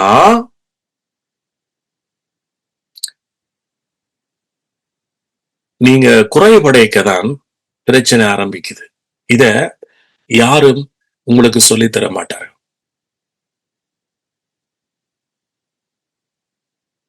ஆமென். அப்ப ரோமர் 7 சொல்றேன், ரோமர் 6 நீங்க நியாயப்பிரமாணத்துக்கு கீழ்ப்பட்டிராம கிருபைக்கு கீழ்ப்பட்டிருக்கிறபடியால. ஆமென். நீங்க கிருபைக்கு கீழ்ப்பட்டிருக்கணும், தேவனுடைய வழிக்கு கீழ்ப்பட்டிருக்கணும், இயேசு சிலுவையில செய்து முடிச்சது கீழ்ப்பட்டிருக்கணும், அவருடைய முழுமையான மன்னிப்புக்கு நீங்க கீழ்ப்பட்டிருக்கணும். ஆமென். கிருபையால வருகிற உபதேசத்துக்கு நீங்க கீழ்ப்பட்டிருக்கணும். அதை வச்சுத்தான் நீங்க ஆற்ற புள்ளி என்று சொல்லலாம்.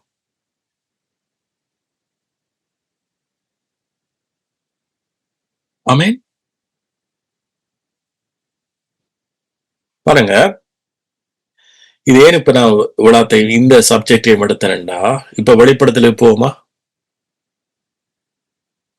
வெளிப்படுத்தல் 22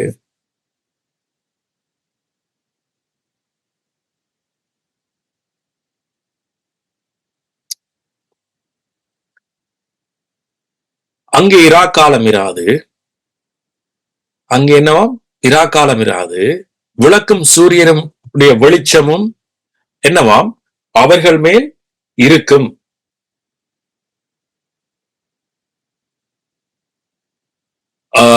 விளக்கும் சூரிய வெளிச்சம் அவர்களுக்கு வேண்டுவதில்லை, தேவனாய கர்த்தரே அவர் மேல் என்ன செய்வாராம்? பிரகாசிப்பார், அவர்கள் சதா காலங்களில் அரசாளுவார்.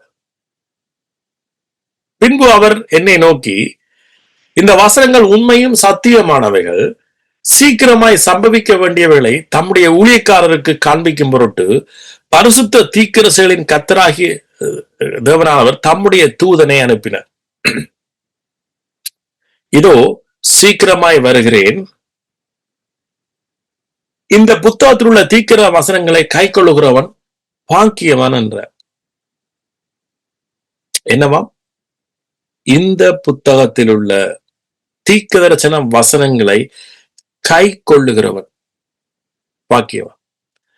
சோ இதுதான் என்ன உடைச்ச வசனம், இது நிகழ்காலத்துக்குரிய வசனம். இந்த வசனத்தை கை கொள்ளலாமா நீங்க? இது அப்ப இப்ப எங்களோட வாழ்க்கையில நாம கை கொள்ள வேண்டிய வசனம். இது பரலோகத்துக்கு போய் கிடைக்கிற செய்ய போறதல்ல, இது கை கொள்ளுறோம். எத்தனை பேர் நீங்க கை கொள்றீங்க? எத்தனை பேர் இந்த கிருபையின் சுவிசேஷத்தை கூட வாழ்க்கையில அப்ளை பண்றீங்க? ஆமென். சோ இதை நீங்க கை கொள்ளும்படிக்கு, இதை கை கொண்டாத்தான் நீங்க அனுபவிப்பீங்க. இதை கை கொண்டாத்தான் நீங்க இருள வெளிச்சமா இருப்பீங்க. இருளின் அதிகாரம் உங்களை ஆளுகை செய்யாது. ஆமென். சோ இருள அதிகாரம் இருக்கு, இருள என்ன இருக்கு? பாவம் இருக்கு, ஆக்கினை தீர்ப்பு இருக்கு, வியாதி இருக்கு, தரித்திரம் இருக்கு, இதெல்லாம் இருளுக்குரிய. ஆனா இயேசு உங்களுக்கு வெளிச்சத்தை தந்திருக்கிறார். சிலுவையில அவர் வெற்றி சிறந்து வெற்றி முடிச்சு அவர் இப்ப நமக்குள்ள வீற்றிருக்கிறார். ஆமேன். சோ அப்ப இயேசு நாமும் ஒரு சிங்காசனத்துல இருக்கிறோம். ரைட். சோ அப்ப நாம கை கொண்டாத்தான் நாம் என்ன செய்வோமாம்? ஆளுகை செய்வோம். நீங்க இயேசுவோட சேர்ந்து அரசாள வேண்டும். நீங்க இயேசுவோட சேர்ந்து அரசாள்றதுக்கு உங்களோட மனக்கண்கள் என்ன செய்யப்படணும்? திறக்கப்படணும். ஆமேன். இதோ சீக்கிரமாய் வருகிறேன், இதோ சீக்கிரமாய் வருகிறேன், இந்த புத்தகத்தில் உள்ள தீர்க்கிற வசனங்களை கை கொள்ளுகிறவன் பாக்கியவான் என்றார். இயேசு ஏற்கனவே நமக்குள்ள இருக்கிறார். அவர்கிட்ட வருகை, அடுத்த வருகை அது எப்ப இருக்கலாம். ஆனா அது மட்டும் நீங்க என்ன, உங்களை அவர் தனிய விடையில. இங்கதான் அவர் தன்னுடைய மனவாட்டியோட சேர்ந்து இருக்கிறார். சொல்லுமா, மனவாட்டியோட அவர் சேர்ந்து இருக்கிறார்.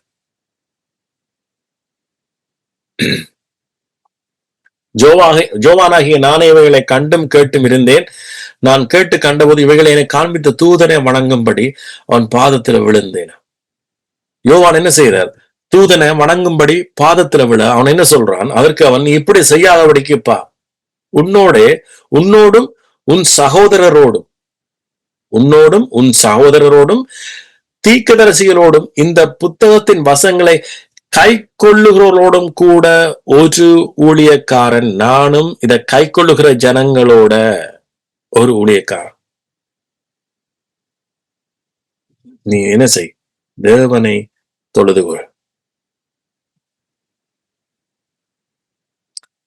நம்ம யார தொழுது கொள்ளணும்? இயேசுவே. பின்னும் அவர் அவனை நோக்கி, இந்த புத்தகத்தில் உள்ள தீர்க்கதரிசன வசனங்களை முத்திரை போட வேண்டாம். என்ன, இது நாளைக்கு நடக்கும், 10 வருஷம் கழிச்சு நடக்கும். நோ, முத்திரை போடாத. இது இப்ப நாம அனுபவிக்க கூடியதான ஒரு ஜீவனை, இயேசு ஆகிய ஜீவனை. ஆமேன். இப்ப இயேசு நமக்கு ஜீவனை அறிக்கைக்க எங்களுக்கு எல்லாமே வெளிச்சம் தானே. ஏன்னா இயேசு வெளிச்சம். ஆமேன்.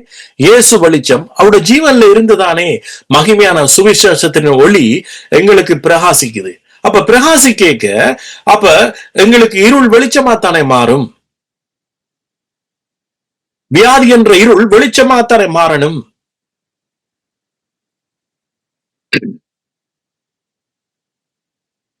தரித்திரம்ங்கிற இருள், தரித்திரம் என்கிறது தனிய ஒரு பணம் இல்லாதவர்களை நான் தரித்திரம் என்று பைபிள்ல சொல்லவே இல்லை. பண கஷ்டத்தோட இருக்கிறவர்கள் மட்டும்தான் தரித்திரம் என்று பைபிள்ல சொல்லல. அதே போல பணம் மட்டும் வச்சுக்கிறவள ஐஸ்வர்யவான் சொல்லல.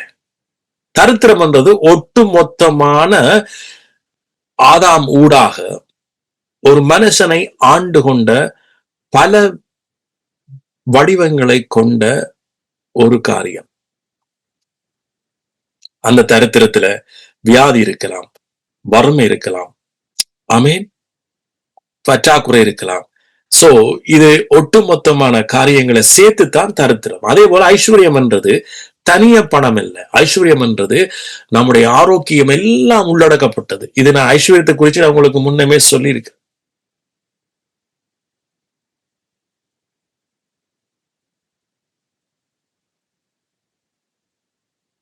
ஆமேன்.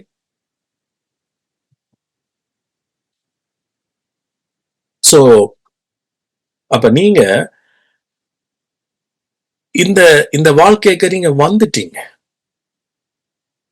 நீங்க இதுக்கு வந்துட்டீங்க. கிருபைக்கு கீழே கிருபையின் இருக்கிறவனுக்கு தான் இந்த ஆசீர்வாதம். கிருபையில் இருக்கிறவனை நீங்க ஈஸியாக அடையாளம் கண்டு கொள்ளலாம்.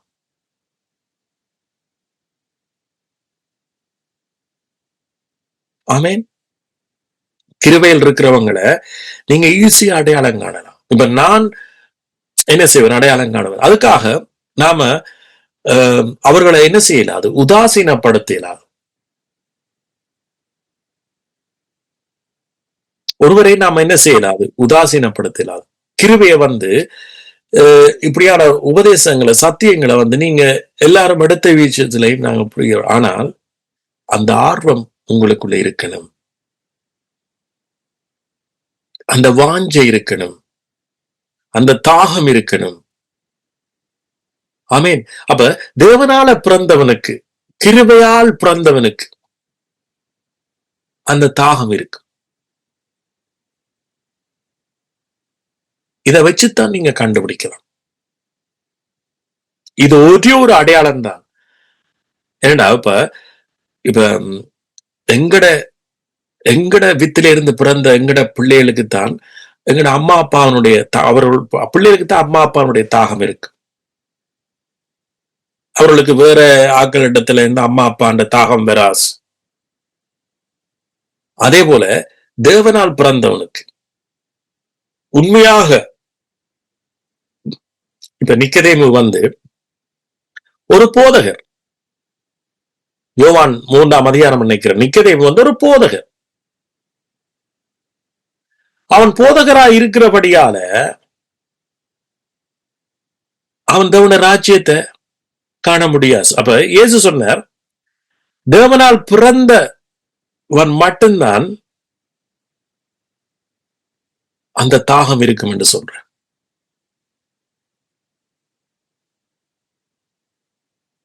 ஏன்? நான் அவருடைய வித்தினால பிறந்தேன்.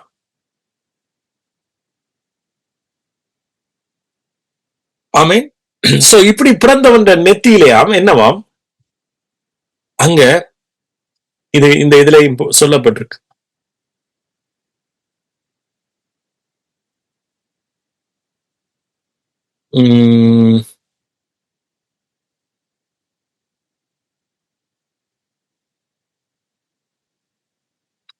இதுல எங்கேயோ போட்டிருக்கே ஒரு வசனத்துல, அவருடைய நெத்தியில அவருடைய நாமம் பதிக்கப்பட்டிருக்கு. ஆமேன். சோ அவரே நாமம். அதே போல தேவனால் பிறந்த எங்களிடத்துல உங்களோட கண்ணுக்கு தெரியாமலே அவருடைய நாமம் இருக்கு.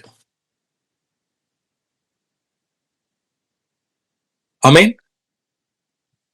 இன்னொரு வசனம், நான் இப்ப உங்களுக்கு இந்த வெளிச்சம், ரைட்? இயேசு எப்படி உங்களுக்கு வெளிச்சமா இருக்கிற, எப்படி இருள்ல இந்த வெளிச்சம் பிரகாசிக்க போஸ். ஆமேன். இன்றைக்கு உலகத்துல இருள் ஜாஸ்தி. ஆமேன். இருள் ஜாஸ்தி, இருளின் அதிகாரம் ஜாஸ்தி, இருளின் ஆதிக்கம் ஜாஸ்தி. ஆனா உங்களுக்கு இதுல இருந்து நீங்க இந்த ஆதிக்கத்தில இருந்து நீங்க வெளியில வர்றதுக்கு முதல் உங்களோட அறிகிற அறிவினால அந்த திறவுகோலை எடுங்க. அதாவது அறிகிற அறிவண்டா என்ன? நீங்க இருளின் பிள்ளைகள் அல்ல.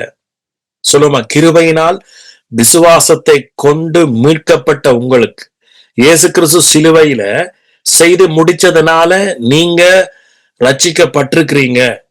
சொல்லுமா, இயேசு சிலுவையில மரிச்சு உயிர் தெழுந்ததனால் விசுவாசிக்கிற நீங்க இப்ப கிருபையினால நீங்க என்ன செய்யப்பட்டீங்க? ரட்சிக்கப்பட்டீங்க. சோ நீங்க இனி இருள இல்ல, நீங்க வெளிச்சத்தின் பிள்ளைகள், பகலின் பிள்ளைகள். கிறிஸ்து உங்களை நேசிக்கிறார். ஆமேன். எப்படி பிதா தன்னோட குமாரனை நேசிச்சாரோ அதே போல உங்களை நேசிக்கிறார். ஆமேன். இப்ப நீங்க அவருடைய பிள்ளை, நீங்க வெளிச்சத்தின் பிள்ளை, நீங்க பகலின் பிள்ளை. ஆமேன். சோ இனி உங்களுடைய நேசம், உங்களுடைய அன்பு, இந்த கிருபையை குறிச்சதான நேசம், கிருபையை சுவிசேஷத்துக்குரிய நேசம், அது உங்களுக்குள்ளே இருந்து பிறக்குது என்று சொன்னா அது உங்களோட அடையாளமா இருக்கும். நீங்க உண்மையாவே மறுபடி பிறந்த ஒரு பிள்ளை. மறுபடி பிறந்தவன் பொய் சொல்ல மாட்டான். என்ன பொய்? சத்தியத்துக்கு விரோதமான பொய் சொல்ல மாட்டான். ஆமீன். சோ இது மிக முக்கியம். அதான் பொய் சொல்லுகிறவர்கள் அருவருப்பானவர்கள் என்றெல்லாம் வெளிப்படுத்தல சொல்லப்படுது. ரைட்? இப்ப நான் எவ்வளவு தூரம் இந்த ஆண்டவற்ற வாக்கு தத்தம் அதாவது ஏற்கனவே சொல்லப்பட்ட வாக்குத்தத்தம் இல்ல உங்களோட உங்களோட உங்களோட ஆசீர்வாதம் முழுமையும் நிறைவேற்றப்பட்டிருக்கிற என்பதற்கு ஒரு சம்பவத்தை நான் இவ்வளவு காலம் சொல்லாத ஒரு சம்பவத்தை நான் உங்களுக்கு இன்றைக்கு கடைசி நேரத்துல நான் அதை வாசிச்ச அந்த வெளிப்பாடை பெற்ற உங்களுக்கு அந்த காரியத்தை சொல்றேன். ரைட்? எத்தனை பேருக்கு தெரியும் யோசேப்பு இயேசுவுக்கு ஒரு அடையாளமாக வாழ்ந்த ஒரு மனுஷன். ரைட்? அப்ப கடவுள் அவனை அப்படி பயன்படுத்தினார். சோ அந்த யோசேப்பு அதை குறிச்சு நான் உங்களுக்கு இவ்வளவு மெசேஜ் சொல்லியிருக்கிறேன். யோசேப்பு எப்படி பண்டக சாலையில வறுமை வர்றதுக்கு முதலே ஆமேன் அந்த தேசங்கள் எல்லாம் யோசேப்பிடத்துல வர்ற அளவுக்கு அவனுடைய ஞானம் அவனுடைய வழிநடத்தல் இருந்தது. அப்புறம் எல்லாரும் அவனிடத்துல தான் அதை ஆறுதலை பெற்றுக் கொண்டார்கள். அதே போல இன்றைக்கு நாம இயேசு கிறிஸ்துவிடத்துல நாம் அவருடைய ஜீவனை பெற்றிருக்கிறோம். ஆமேன். இயேசுதான் நம்முடைய ஜீவனா இருக்கிறார். ஆமேன். நீதி என்றாலும் சரி, பரிசுத்தம் என்றாலும் சரி, ஞானம் என்றாலும் சரி, எந்த ஆசீர்வாதம், சுகம், பலன், ஆரோக்கியம் எல்லாமே அவரிடத்துல இருந்துதான். ஆமேன். சோ இப்ப இந்த யாத்ராமம் 13 எடுத்து வாசிப்போமா? யாத்ராமம் 13. யாத்ராமம் 13.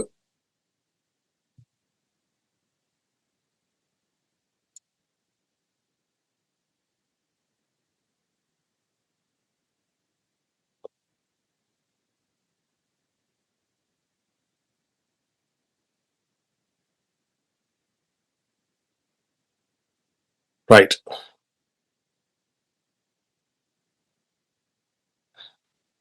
மோசே 19 வசனம். மோசே தன்னோட கூட யோசேப்பின் எலும்புகளை எடுத்துக்கொண்டு போனான். மோசே தன்னோட கூட யோசேப்பின் எலும்புகளை, யாருடைய எலும்பு? யோசேப்பினுடைய எலும்புகளை எடுத்துக்கொண்டு போனான். தேவன் நிச்சயமாய் உங்களை சந்திப்பார். தேவன் நிச்சயமாய் உங்களை சந்திப்பார். அப்பொழுது உங்களுடைய கூட என் எலும்புகளை இவ்விடத்திலிருந்து கொண்டு போங்கள் என்று யோசேப்பு சொல்லி இஸ்ரவேல் புத்திரரை உறுதியாய் ஆணையிடும்படி செய்திருந்தார். யோசேப்பு உயிரோடு இருந்த காலத்துல இஸ்ரவேல் ஜனங்களுக்கு என்ன ஆணையிட்டான்? உறுதிப்படுத்தினான். நீங்க இந்த இடத்திலிருந்து போகேக்க என்ன செய்யணும்? என்ற எலும்புகளை நீங்க கொண்டு போகணும். ஏன் யோசேப்பு தன்னுடைய எலும்புகளை கொண்டு போக சொன்னார்? சோ அப்படி இருக்க அடுத்த வசனங்களை வாசிச்சுட்டு ரைட். அவர்கள் சுக்கோத்தில் இருந்து பிரயாணப்பட்டு வனாந்தரத்தின் ஓரமாய் ஏத்தாமிலே பாளையம் இறங்கினார்கள். அவர்கள் இரவும் பகலும் வழி நடக்க கூடும்படிக்கு, இரவும் பகலும், இங்க பாருங்க, இரவும் பகலும் பெருஸ் ரைட். இரவும் பகலும் வழி நடக்க கூடும்படிக்கு கர்த்தர் பகலில் அவர்களை வழிநடத்த மேகஸ்தம்பத்திலும் இரவில் அவர்களுக்கு வெளிச்சம் காட்ட, இரவில் அவர்களுக்கு வெளிச்சம் காட்ட அக்கினி சம்பத்திலும் அவர்களுக்கு முன் சென்ற. அப்ப இஸ்ரவேல் ஜனங்களை அவர் என்னவாம் மீட்டு கொண்டு போயிருக்க தன்னுடைய ஜனங்களுக்கு அவர் வெளிச்சத்தை கொடுக்கிறார். இரவு 3 நாள் பார்வோனுடைய ஜனங்கள் 3 நாள் எகிப்தியர்கள் இருள்ல இருந்தார்.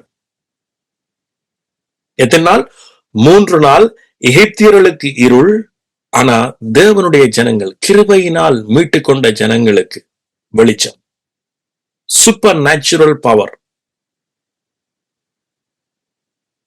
ஆமேன். சோ இது என்ன அடையாளம்? இன்றைக்கு இயேசு நமக்கு வெளிச்சம். அந்த வெளிச்சம் எப்படி? அவருடைய சுவிசேஷத்தினாலதான் எங்களுக்கு பிரகாசிக்குது. ஆமேன்.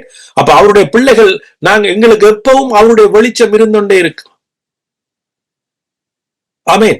சோ அப்ப அன்றைக்கு பாத்தீங்கன்னா எகிப்துக்கு இருள், இன்றைக்கு உலகத்துக்கு இருள், ஆனா நமக்கு வெளிச்சம். சொல்லுவோமா? உலகத்துக்கு இருள், நமக்கு வெளிச்சம்.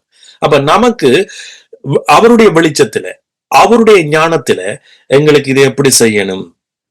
சொல்லுவோமா? அவருடைய ஞானத்துல இதை எப்படி செய்யணும்? இதுக்கு எப்படி?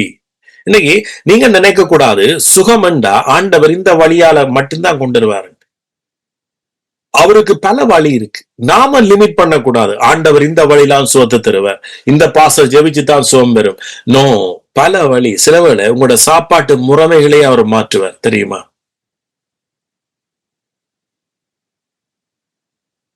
சோ ஏன்னா ஆண்டவர் பல வழியில சுகத்தை கொடுத்திருக்காரு. என்ன, அவருடைய துணியை தொட்டவனுக்கு சுகம் கிடைச்சது. நிலத்துல துப்பி போட்டு சேர குடிச்சா சுகம் கிடைச்சது. பெலஸ்தா குளத்துல போய் குளிக்கிறாக்களுக்கு சுகத்தை கொடுத்தார். பிறகு பெலஸ்தா குளத்துல ரங்க முடியாம நின்றவனுக்கு ஆண்டவர் சுகத்தை கொடுக்கிறார். தண்ணீரை திராட்சரசமா மாற்றுகிறார். சோ அப்ப ஆண்டவருக்கு நீங்க சொல்லக்கூடாது, ஆண்டவர் நீங்க ஒரு சிந்தனை இருக்கக்கூடாது, இப்படித்தான் எனக்கு சுகத்தை தருவார். நோ,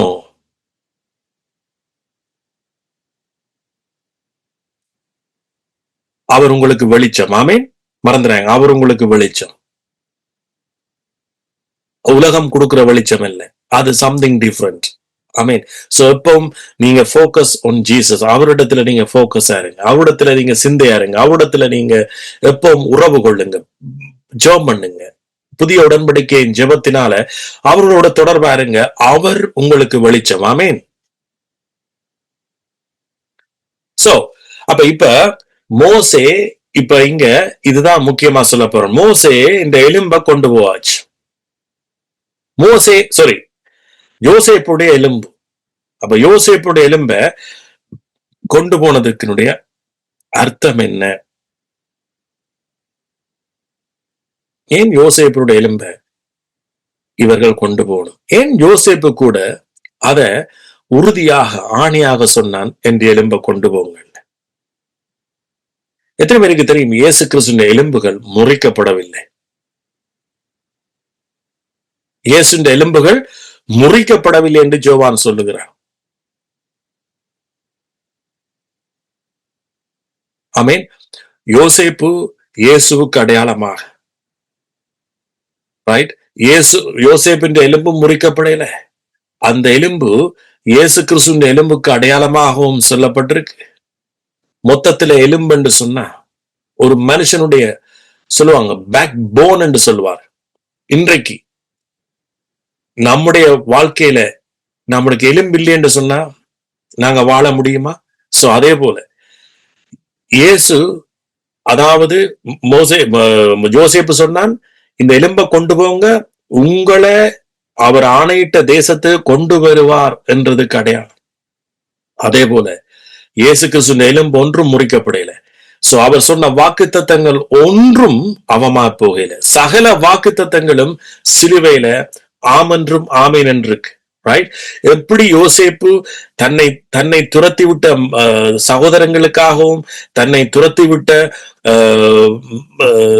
ஜாதிகளுக்காகவும் சரி, தன்னை வெள்ளிக்காசுக்கு 30 வெள்ளிக்காசு விற்ற மக்களுக்காகவும் சரி, பாவம் பட்ட மக்களுக்காகவும் சரி, யோசேப்பு எப்படி அங்க கர்த்தர் உயர்த்தி அவனுடைய எலும்பு முறிக்கப்படாம விட்டதோ, அவனுடைய எலும்பு அங்கே கொண்டு போகப்பட்டதோ, அதே போல இயேசு கிறிஸ்து இன்றைக்கு உங்களுக்காக எனக்காக எங்களோட வாழ்க்கையில நாம பலமா இருக்கும்படி, ஆசீர்வாதமா இருக்கும்படி, எலும்பு உங்களுடைய ஆசீர்வாதம், உங்களுடைய ஆவிக்குரிய ஆசீர்வாதம், அல்லது உங்களுடைய சரீரத்துக்குரிய ஆசீர்வாதம், எல்லா ஆசீர்வாதத்துக்காகவும். அந்த ஒரு மனுஷனிடத்துல எலும்பு இல்லையண்டா வாழ்க்கை இல்லை. அதே போல இயேசு நமக்கு இல்லையண்டா வாழ்க்கை இல்லை. அந்த இயேசு சிலுவையில என்ன செய்தாராம்? சகல வாக்குத்தத்தங்களையும் நிறைவேற்றி முடிச்சார். ஆமென். அதான் எசேக்கியா சொன்ன, உலர்ந்த எலும்புகள் உயிரடையும். உலர்ந்த எலும்புகள். இன்றைக்கு நம்முடைய வாழ்க்கை உலர்ந்து போயிருந்துச்சு. ஆமென். நம்முடைய எலும்புகள் உலர்ந்து போயிருந்துச்சு. நமக்கு ஸ்ட்ரென்த் இல்லை, நமக்கு ஒரு தைரியம் இல்லை, எப்ப எடுத்தாலும் பயம், எப்ப எடுத்தாலும் துக்கம், சோகம், என்ன எல்லாம் உலர்ந்து போயிருந்த.